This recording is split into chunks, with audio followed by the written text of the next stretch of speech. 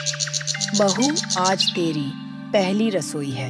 हमारी झोपड़ी में चूल्हा बना हुआ है, वहीं हम खाना बनाते हैं। सासू माँ, हम भी मिट्टी के चूल्हे पर ही खाना बनाते हैं। बताइए क्या बनाना है खाने में? बहू, ऐसा कर, सबके लिए 4-4 रोटियां बना ले। तब तक मैं सब्जी काट लेती हूँ। तभी वहाँ प्रिया की ननद मोनी आ जाती है। माँ, आज भाभी पहली बार हमारे घर आई हैं और हम इन्हें सिर्फ सब्जी रोटी खिलाएंगे। अब क्या कर सकते हैं बेटा? मनोज घर के बाहर से उनकी ये सब बातें सुन रहा था। उसकी आंखों से आंसू छलक रहे थे। खैर, प्रिया ने सबके लिए रोटियां बना दी और सभी लोग बैठकर खाना खाने लगे। सभी लोग खाना खाकर सो गए। अगले दिन मनोज जल्दी सुबह उठ गया और कबाड़ बीनने निकल गया। आजकल लोगों ने कूड़ा कचरा सड़क पर फेंकना ही बंद कर दिया है। तभी मनोज को एक कूड़ेदान दिखाई दिया। लगता है ऊपर वाले ने मेरी सुन ली। सारा कबाड़ मुझे उस कूड़ेदान के अंदर मिल जाएगा। उस कूड़ेदान में खाने का ढेर सारा सामान पड़ा हुआ था। अरे वाह, इसमें तो ढेर सारे पराठे, मटर पनीर और चावल भी हैं। ये खाना भले ही झूठा हो, लेकिन खाने में तो सही है। अभी खराब भी नहीं हुआ है। मनोज ने सारा खाना बटोरकर अपने पास रख लिया और वापस अपने काम में लग गया। धीरे धीरे शाम होने लगी। शाम को प्रिया की ननद ने उससे कहा, भाभी, आज रविवार का दिन है और हमारे गांव में रविवार के दिन बाजार लगता है। चलिए, मैं आपको घुमा लाती हूँ। हाँ मोनी, मैं भी तुमसे यही कहने वाली थी। प्रिया और मोनी बाजार घूमने निकल गईं। उनके पास पैसे तो थे नहीं कि वो शॉपिंग कर पाती। बाजार की रौनक देखकर ही वो अपना दिल बहला रही थी। तभी अचानक से मोनी एक मोमोज के ठेले को बड़े ध्यान से देखने लगी। क्या हुआ मोनी, तुम्हें मोमोज खाना पसंद है क्या? भाभी, आज तक हमने कभी भी मोमोज नहीं खाए, बस देखकर ही मन बहला लेते हैं। चलो ठेले के पास चलते हैं, मोमोज की महक भी ले लेंगे। हाँ भाभी, ये आपने बिल्कुल सही कहा। दोनों ननद और भाभी उस मोमोज के ठेले के पास जाकर खड़ी हो जाती हैं। ये दोनों बस खड़ी थी। तभी ठेले वाले ने कहा, हाँ बहन जी, कितनी प्लेट मोमोज लगा दूं? अरे नहीं भाई साहब, हम तो बस देख रहे थे कि मोमोज बनते कैसे हैं। हमारे पास मोमोज खरीदने के लिए पैसे नहीं है। शाम हुई नहीं कि तुम जैसे भिखारी भीख मांगने तुरंत आ जाते हो। चलो निकलो यहाँ से, यहाँ कुछ नहीं मिलेगा फ्री में। चाचा, पागल हो गए हो क्या? हमने कब भीख मांगी आपसे? मोनी, चलो यहाँ से। इनसे बहस मत करो। हमारे पास पैसे नहीं हैं और हम यहाँ खड़े हैं।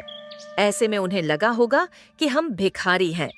फिर मोनी और प्रिया मार्केट से अपने घर की ओर जाने लगती हैं।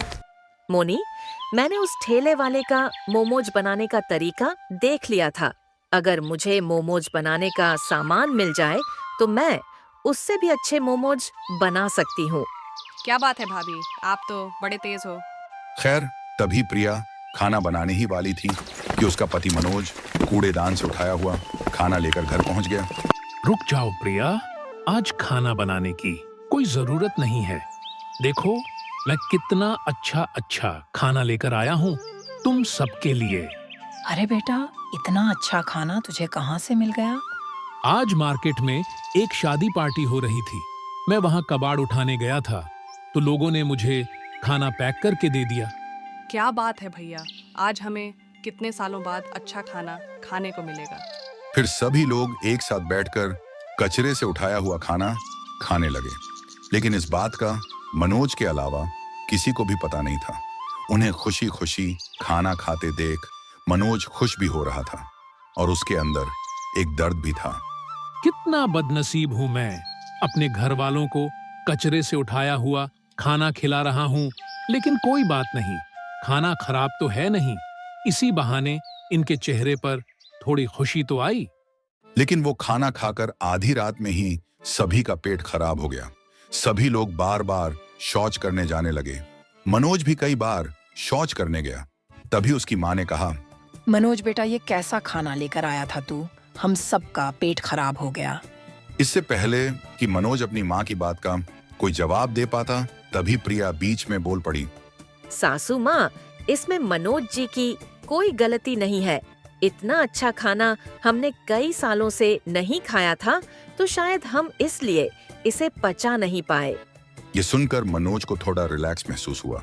तभी उसकी माँ ने कहा, हमारे पास डॉक्टर से दवाई लेने के पैसे तो हैं नहीं। ऐसा करो, गर्म पानी में थोड़ी सी लौंग और थोड़ा सा नमक डालकर पी लो, सबका पेट ठीक हो जाएगा।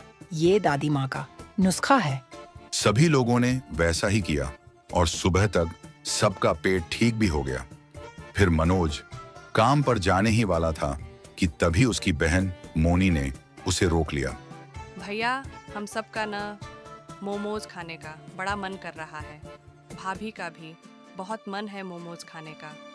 उन्हें मोमोज बनाना आता भी है। शाम को जब आप वापस आना तो मोमोज बनाने का सामान लेते आना। बहन, मोमोज बनाने का सामान बहुत महंगा मिलता है। प्याज, आलू, हरी मिर्च वगैरह तो हम अपने घर के बाहर ही उगा लेते हैं। जो पैसे मैं कमाता हूँ उससे घर चलाना ही मुश्किल है। फिर भी मैं कोशिश करूंगा। कोशिश नहीं, लेकर आना भैया। एक बहन होकर मैं आपसे जिद भी नहीं कर सकती क्या?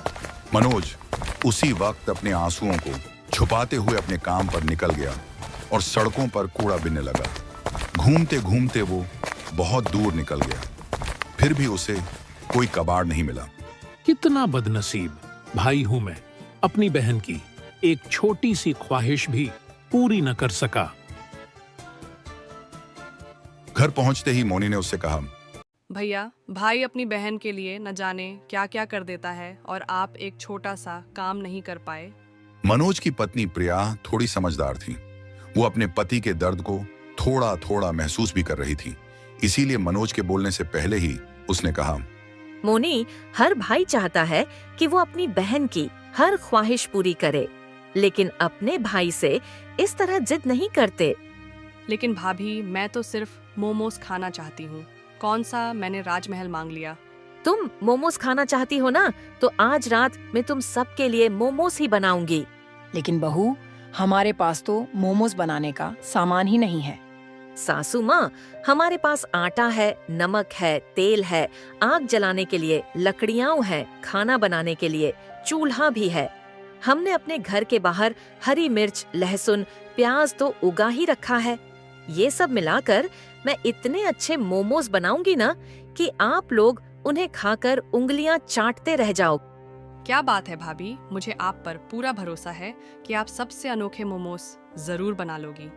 उसी वक्त मोनी और प्रिया अपने घर के बाहर गईं। सारी सब्जियां लेकर अपनी रसोई घर में आ गईं। मोनी, तुम जल्दी से आटा गूंद लो, मैं तब तक जल्दी से मोमोज के लिए सब्जी तैयार करती हूँ। मोनी आटा गूंदने लगी और प्रिया सारी सब्जी तैयार करने के बाद उसकी महक बहुत अच्छी लगने लगी। भाभी, सब्जी की महक तो कमाल की आ रही है। तो इस तरह उन्होंने ढेर सारे मोमोज बना लिए जो सिर्फ आटा और घरेलू हरी सब्जियों से बने थे। भाभी, आपने तो चमत्कार ही कर दिया, इतने बढ़िया मोमोज बना के। मोनी और प्रिया ने मिलकर सबके लिए मोमोज परोस दिए। उसकी सास और मनोज मिलकर सब मोमोज खाने लगे। मोमोज आज मैंने अपनी जिंदगी में पहली बार खाया है, लेकिन मैं फिर भी शर्त लगाकर कह सकती हूँ कि इतने स्वादिष्ट मोमोज बड़े से बड़े होटल में भी नहीं मिलेंगे। हाँ प्रिया, तुम दोनों ने तो कमाल ही कर दिया। अगर जब इसका स्वाद इतना बढ़िया है तो क्यों ना हम घर के बाहर सब्जी वाले देसी मोमोज बेचें। अगले दिन प्रिया और मोनी घर के अंदर देसी मोमोज बनाने लगी। लोगों को उनके मोमोज का स्वाद सबसे अलग और स्वादिष्ट लगा और इस तरह मनोज ने कबाड़ बीनने का काम बंद कर दिया और घर के बाहर अपने देसी मोमोज बेचकर मनोज और उसका परिवार खुशी खुशी रहने लगा।